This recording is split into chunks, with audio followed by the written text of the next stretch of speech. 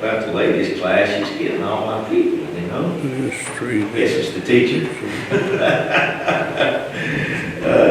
Glad that you're here. We have a lot of folks visiting with us. We have a lot of folks, of our folks that are out and visiting. So that's one of the things I learned over the years of holidays. It sort of rotates. Some years you just have people all over the place coming in, then you go for a year where all of your people go. But I guess that's maybe what's happened today. We are starting a new study on the one chapter books of the Bible. And those of you that have called in or listened in, if you would like the book, let us know and we'll try to get that for you. But we start with Obadiah, the only one chapter book of the Old Testament and the only one that we'll really look at from the Old Testament. Then we'll look to the book of Philemon and 2nd and 3rd John and Jude. So primarily a New Testament study on these particular short books. But we start with the first three lessons looking at the Old Testament and the prophet Obadiah. If you've already looked at it, thought about it, you know that we don't know much about Obadiah. In fact, so many times these writers would introduce themselves. Well, Obadiah really doesn't do that. It was revealed there in the first verse that what you have here is a vision. That's a little bit different than the statements that are made by many of the prophets. He's not the only one that does it, but definitely fewer use that phraseology in reference to the messages that they received from God that they then write and deliver to the people. Obadiah means a servant of the Lord or servant of Yahweh, and that is pretty familiar from a standpoint of that real introduction. We do know that Obadiah's message was directed against Edom. He is going to talk about the ruin and destruction of Edom, and along with that, the hope that Israel still has, and the fact that Edom pretty much going to be destroyed and disappeared, but God's people, Judah, Israel, is going to survive all of the troubles and the problems that come. We do know that Obadiah lived during a time of trouble for Jerusalem. We'll talk about that particularly in the next couple of lessons a little bit. And his prophecy against Edom basically condemned the Edomites for taking sides against Jerusalem in its distress. You note that all the way down in verse 15. And again, we won't get into that very much because we'll be overlapping into the next couple of weeks. The book is the shortest book in the Hebrew Bible, having only 21 verses. It's interesting to think about that. Isaiah, if you added one more chapter to Isaiah, it would be bigger than all the minor prophets put together.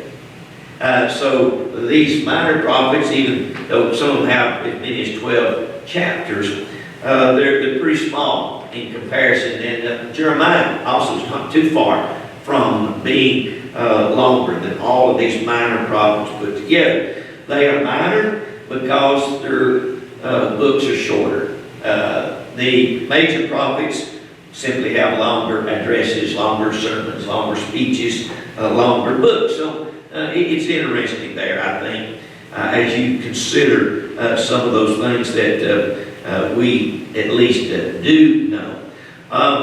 Obadiah, you have about 12 or 13 individuals in the Bible that carry that name.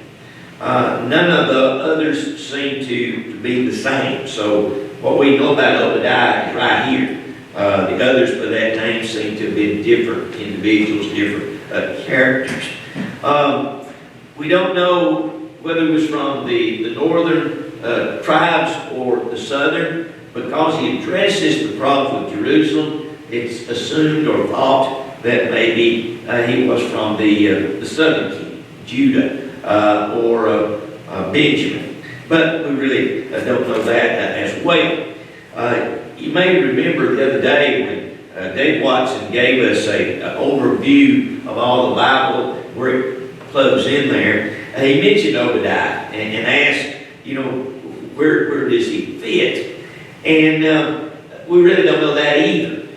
Some think that this was written somewhere around 1850, or 850 rather. And you remember, we're working down to zero here.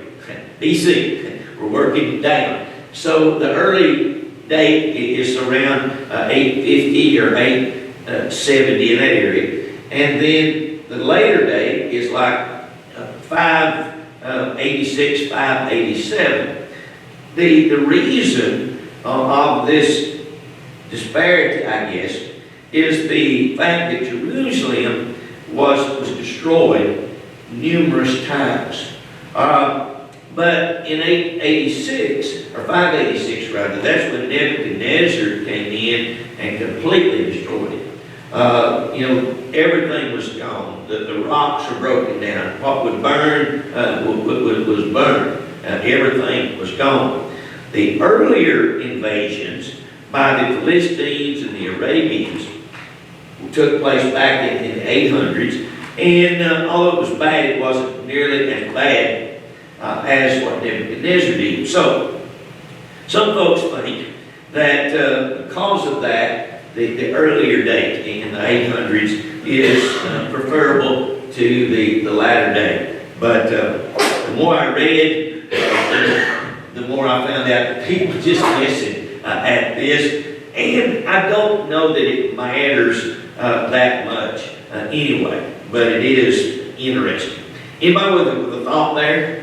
But around that time, Rome was burning as well, because the Roman Emperor Nero was around anyway. It was.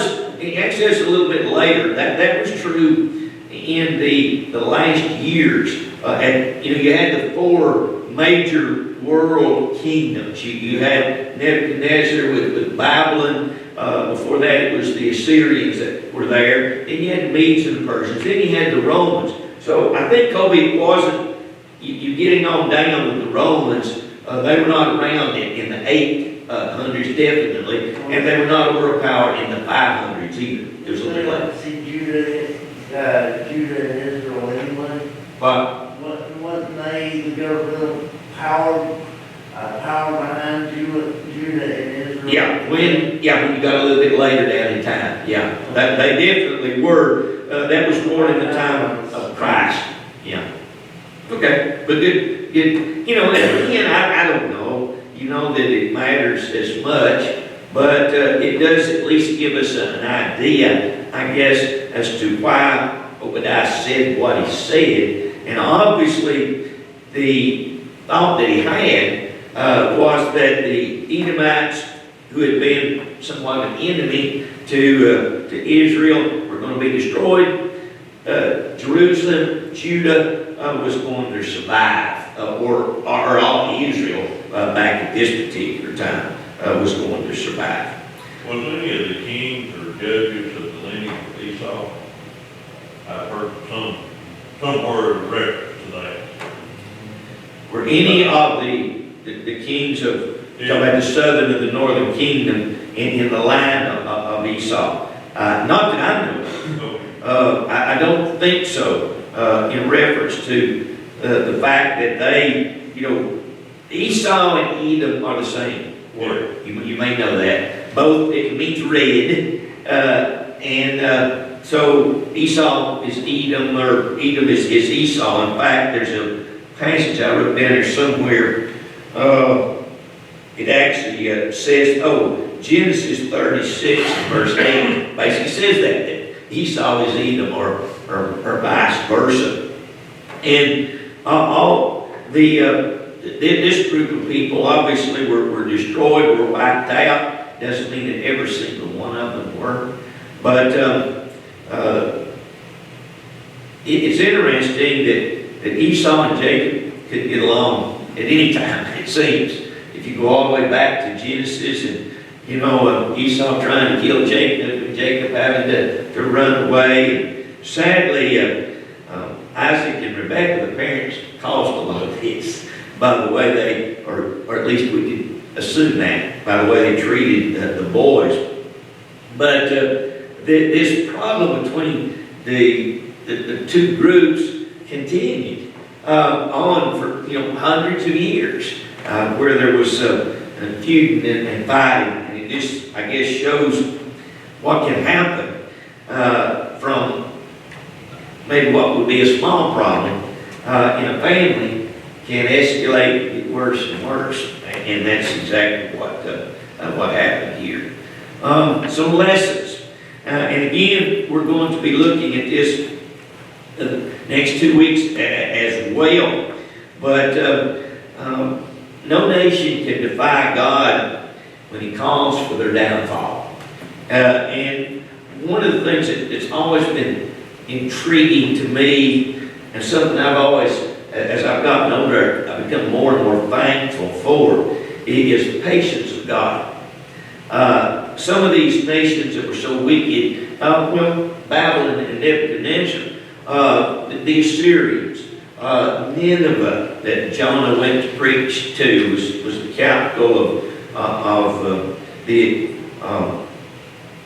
Assyrians, and but they eventually were destroyed, but it was years after years after years, and so what we see with Edom, they've been around a long time, going all the way back, in the early parts of the book of Genesis, as we trace back to Esau. But eventually, God did decree their downfall, and that's what Obadiah is talking about. Indifference to the problems of others.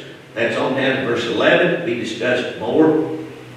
But that was one of the reasons that Edom was going to be destroyed, because they sort of stood back and laughed at the destruction of their neighbor.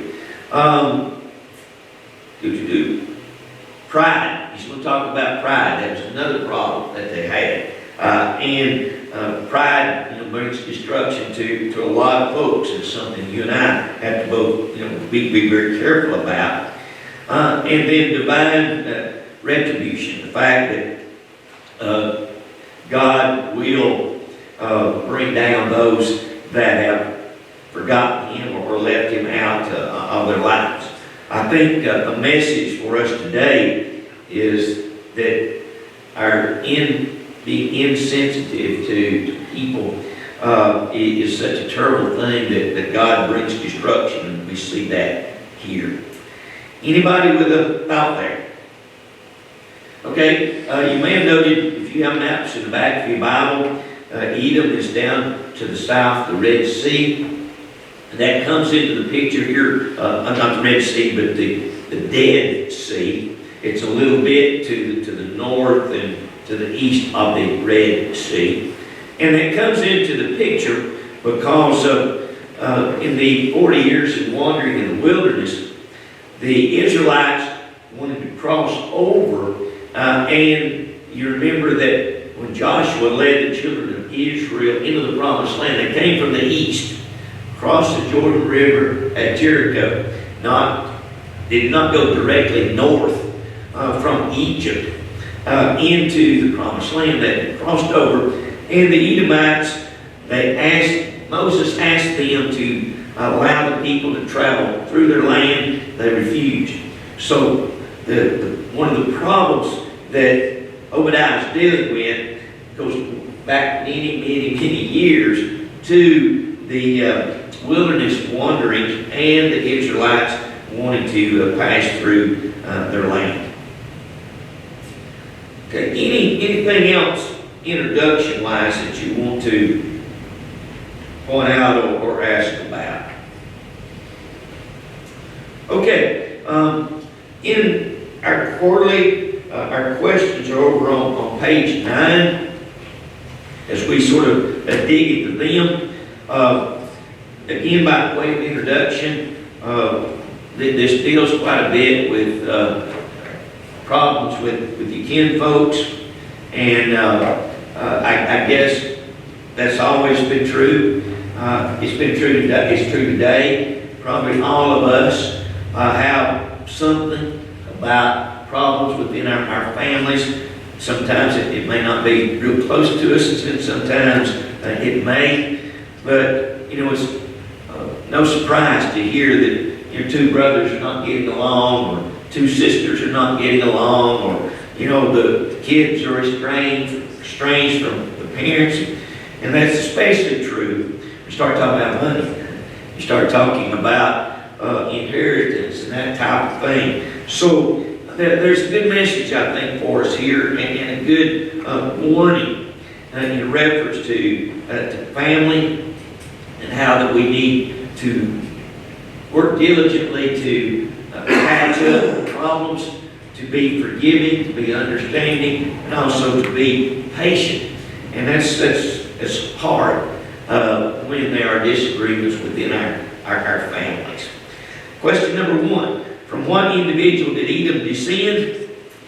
We've talked about that. Esau. And Esau and Edom, by definition, means dark or having a red complexion. You remember going all the way back when Jacob and Esau were born. It was stated then that this baby had a darker or a more red complexion. And basically the word Esau and the word Edom both in the Hebrew basically mean red. Now, one of the things I thought, you know, that we need to learn from this little book is the fact that the conflicts will come. It really doesn't matter the family, they're going to be there. The same thing is true within our congregations. There are going to be issues, and there'll be misunderstandings, there'll be disagreements over a period of time. That will be true in our marriages. Not everything goes perfectly the way that we want it to go. It's true in the rearing of our children. Life is just filled with conflict. The challenge for us as Christians is, how do we deal with it? And if we're striving to be God-like, then we're going to hopefully be quicker to apologize. We're going to be slower to condemn family members. We're going to try to be more loving, to be more kind, and again, more forgiving to the best of our abilities. We can see here, I think, that if we don't, it just leads to bigger and bigger problems, and it may even, we don't know when the Lord's coming back, but let's say it's a few hundred years from now. What you and I do today, what we do in our families, how we deal with issues and problems may cause a problem for hundreds of years. On the flip side, if we are loving and kind and patient and tender-hearted, it can also make a difference for hundreds of years as well. So to me, that's one of the major lessons I think that we get out of Obadiah. Anybody with a thought or comment there? Well, doesn't it say that we won't know when he comes back? That's right. We don't. So might be today, Kobe. Might be before we get away from here. That wouldn't hurt my feelings at all. It says it's watch. Watch and be ready. Yes, sir. And realize, and that you may be thinking another point, and realize that if we need to make an apology, we need to do that today. We need to recognize that we just don't know when the Lord's coming back. But if there is a need to try to fix a wrong, the only time we have is right now. We don't have the promise of finishing up the services today, so it's a good point. Number two, in 1-2 instances did Edom refuse to help the descendants of Jacob. Yep, didn't let them pass through the land, which we've already talked about. And what was the other one? When your original thing destroyed, they wouldn't help, like the family from them. Yep. So those two ideas. And you know, you would have thought, because they were kinfolk, that they knew the history. So the Edomites were from Esau, the Israelites were from Jacob. So they were kinfolks.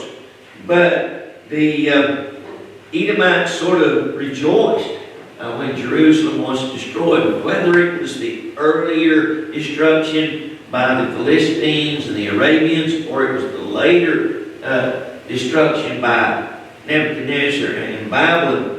Really, the point would be exactly the same. So, you know, what does this say to you and me? I don't obviously know how you feel, but I suspect that there are times when we may be guilty of being a little bit smug when somebody that's really done us wrong gets their, what they used to say, their comeuppance. You know, we need to be careful that we don't feel that way. That, you know, we hear something bad happens in a family, and we don't really like that family because of something they said or something they did. And it's easy for us to sort of step back and say, well, you know, they brought that on themselves. And maybe be a little more like the Edomites than we would like to think. That, you know, when people do wrong and they cause us wrong and cause us problems, and then tragedy comes upon them, we need to sort of step back. And rather than be smug and maybe even rejoice they finally got what they deserve, it may be an opportunity for us to step in and maybe patch up that problem that we've had between family members or whatever, rather than stepping back and maybe secretly, hopefully, rejoicing a little bit. What do you think? When we look at Joseph, when his brothers sold him into slavery, you know, Yeah. they got theirs when they, you know, partly is a biblical subject if you really think about it, because they had to buy before Joseph in the end to get food. Yeah. So, you know, it does, what goes around comes around. But our attitude needs to be like Joseph. He said, oh, you done this to me, and I ain't gonna give you that. It's an excellent example because Joseph could have just He said, y'all go start a part out here. yeah. But you know, that brings it up too, and I think it was Reuben. You know, he pointed that out during that time, that the problems we're having now, he even traced it back, Reuben did, to the fact that they had sold Joseph. So, you know, we may sometimes feel that way, that what's happening to us today, we brought it on ourselves because of what we did or did not do. But yeah, I think Joseph is a good example of one that handled it properly. It couldn't have been easy for them, and we don't know. You know, if you get into his heart and his mind, maybe what his initial reaction was. But we do know how he handled it, and whether he had to pray about it first or not, I don't know. But he did what was right, and he did what was good, and that couldn't have been easy. Anybody follow? But in a way, he saved all of Israel because God commanded he be sold into slavery by the brothers. It was all God's doing. If they hadn't done that, nobody would have been saved in that drought. That famine. Yeah, you know, it's interesting to think along those lines. You know, God, through his providential care, brought about the salvation of Israel through Joseph. God did not make the brothers do that. They did that. They had a choice, but then Joseph also had a choice as well. But we look at it from this side, and see how God used all of these things to bring about what He intended. We have to be careful that we maybe don't put God doing things He really did not do, because He does allow us to be free moral agents. And that was true of Joseph, and really true with the point that Pat's making here. Joseph, when he had an opportunity to really get even, he got even. He got even by blessing them. And that's the way we should get even in life, is by doing good rather than doing evil. So, good point. Do not repay evil for evil. Yeah. And that, he repaid good for the evil that happened. Yeah. If we do the other, we're really going to be in trouble, aren't we? Okay, what did God say had deceived Edom from verse 3? Yeah, pride. And why did they have pride? It was because of where they lived. They lived in a very mountainous area. In fact, in this text, it's going to, they sort of looked at themselves like an eagle, and they were upon the mountainous area, and because they lived in caves and up some of these deep canyons, they felt like that they would not ever be destroyed, that armies couldn't get to them. You may be familiar of Petra. Petra was a city, and some think that it was maybe built by the Edomites. It's down there in that area. But it's right on the top. If you just think of a hill or a mountain, and all the sides are steep as can be, they got right on top of there, and they built a city. When we were over there, we got to visit that ruins.